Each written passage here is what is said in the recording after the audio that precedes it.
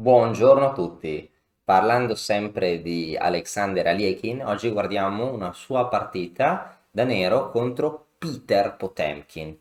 Peter Potemkin fu un maestro russo, maestro dell'imperio russo perché era imperialista zarista, visse agli inizi del 1900 e fu sempre tra i primi giocatori appunto di San Pietroburgo, nella top 10 della città di San Pietroburgo e di Mosca, e considerando che gli scacchi sono sempre stati molto avanzati in Russia, quindi era tra i primi, no, giocatori del mondo, non a caso giocava appunto con Aliekin nel torneo appunto di San Pietroburgo del 1912, dove è stata giocata questa partita. Questi furono gli ultimi anni di Potemkin in Russia, perché nel 1917, in seguito alla rivoluzione d'ottobre, emigrò in Francia, e questo scontro che vede appunto un maestro locale giocare contro il fortissimo talento emergente Alexander Alekhine ci fa che all'epoca era anche lui appunto era un giovane in ascesa, ma non aveva ancora dimostrato di essere campione del mondo, perché fu dopo che sconfisse Capablanca. In quest'epoca vediamo proprio il potenziale appunto di Alekhine, che giocherà appunto una partita stupenda.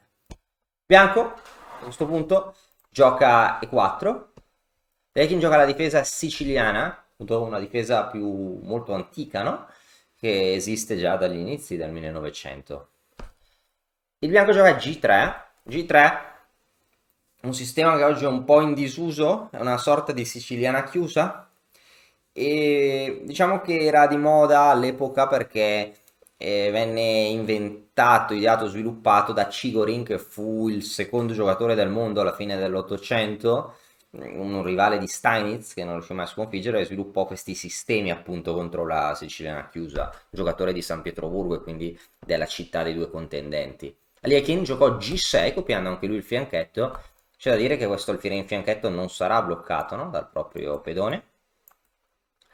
Alfiere G2, alfiere G7, cavallo E2, cavallo C6. Ecco qua, più come ci fa notare Alekhine nelle sue note, la sua biografia, cavallo BC3 è una mossa un po' più naturale, e C3 è una mossa che non venne molto apprezzata da Liekin, che preferiva altri sviluppi, pensava che fossero strani questi pedoni al centro. In realtà una mossa forte, oggi anche con i motori d'analisi si può dimostrare, tant'è che bisogna impedire la formazione dei pedoni centrali. Alekhine scrisse che cavallo F6 è ottima, e che dopo D4, che sarebbe stata la mossa giusta che non venne giocata, ci perdi D6, i pedoni bianchi sono un po' sospetti, sono un po' deboli, non capisco bene dove siano deboli. Il bianco ha il centro, no? I pedoni sono molto ben difesi, il bianco sta molto meglio, no? Quindi questa è appunto una valutazione un po' erronea da Lieking, che forse si è fatto prendere dall'entusiasmo della partita. Di 4 era la mossa migliore, che oggi penso che quasi qualunque giocatore agonista, no? Sarebbe una delle prime mosse che penserebbe, soprattutto se ha giocato C3 prima, no? C3 per giocare di 4 e per appaiare i pedoni al centro. L'epoca, cavallo a 3, cavallo nei lati non è granché, no? Il nero giocò di 5 occupando lui il centro, giustamente. Perdi cavallo C2, e vive i pezzi attivi, ironicamente. Il nero arroccò, il bianco giocò D4. You're gonna see me shine, shine, shine, shine. Walking on beams of light, light, light, light, light.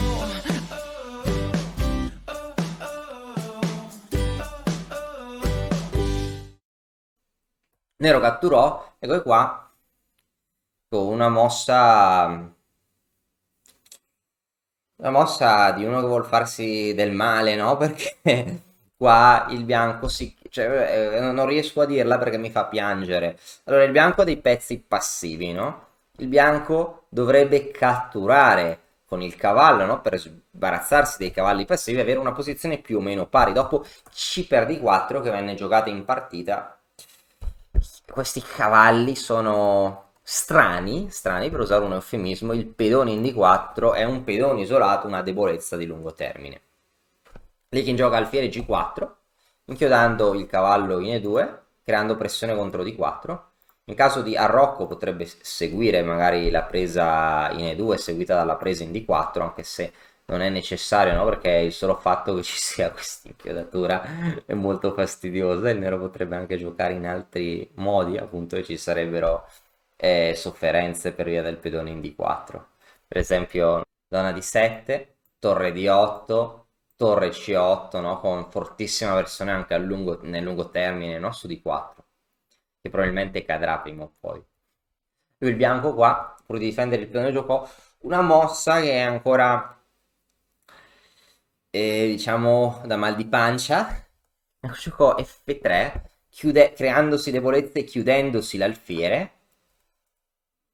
E giocò alfiere F5, che continua a creare pressione su D4. Se il bianco arroccasse, magari il nero potrebbe pensare di catturare in D4, no? Perché poi prende con scacco, il nero un pedone in più, come minimo. Il bianco gioca cavallo E3 per cambiare dei pezzi, il nero diede scacco. Ora la naturale alfiere di 2, attaccando la donna, potrebbe essere controbattuta magari da cavallo per E3, no? Per catturare, perché l'alfiere è inchiodato, se il bianco cattura la donna in A5, il nero cattura in D1, e dopo torre per D1, cavallo per A5, il nero ha guadagnato un pezzo della partita, no? Chi prende per primo prende per ultimo di solito.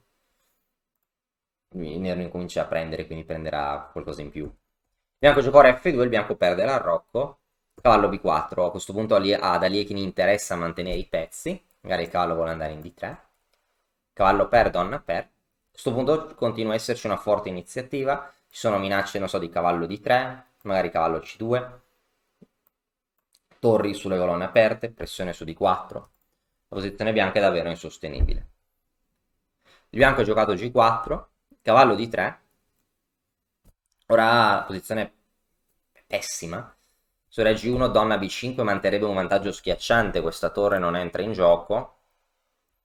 Le torri del nero, no, possono centralizzarsi, il pedone in D4 cade, la posizione bianca è catastrofica. Il bianco gioca re G3 con l'idea almeno di fare un arrocco artificiale. E qua Aliekin starebbe meglio con molte mosse, donna B5 per esempio, ma avvenne una mossa spettacolare, una mossa davvero superba nella sua bellezza. Due punti esclamativi, cavallo per D4. Il nero si dimentica la donna in presa del pedone in G4.